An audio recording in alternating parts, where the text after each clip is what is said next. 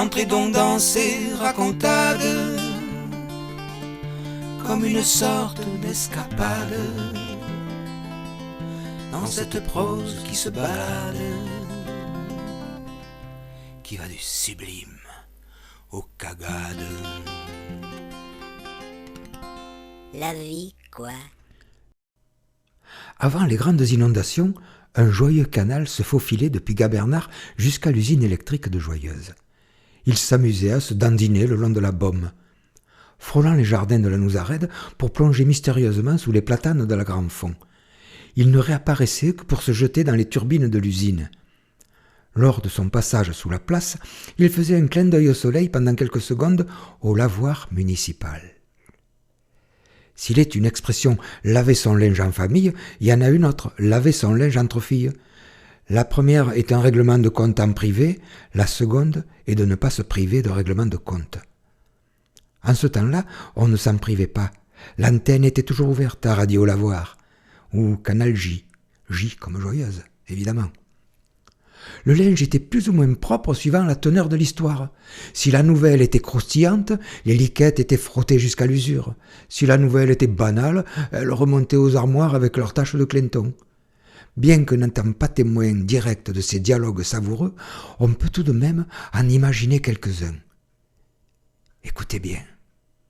« Té, vous savez que le Bastien est amoureux de la petite coiffeuse ?»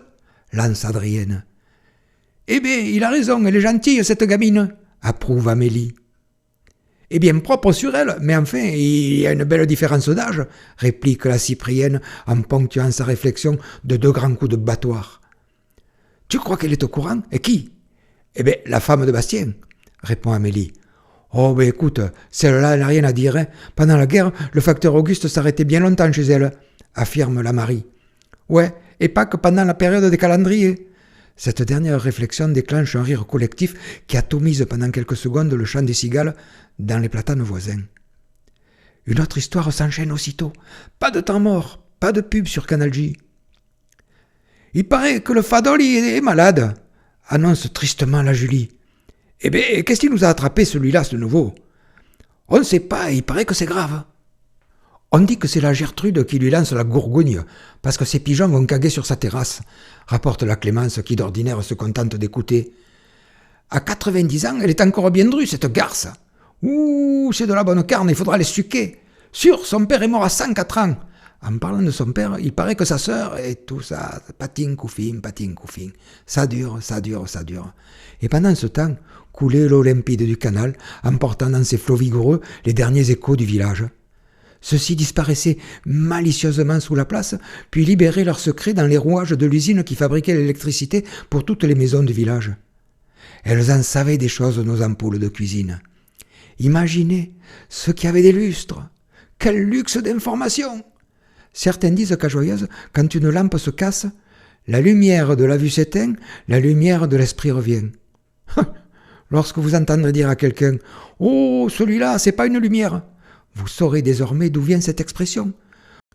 Aujourd'hui, pour tout savoir sur les histoires du village, c'est pas compliqué. Il faut éclairer une ampoule, la fixer longuement, et là, dans la lumière, la vérité. On réussit à la voir. Dans mon village, c'est pas banal. Les commérages partent au canal. Pour tout savoir des faits divers,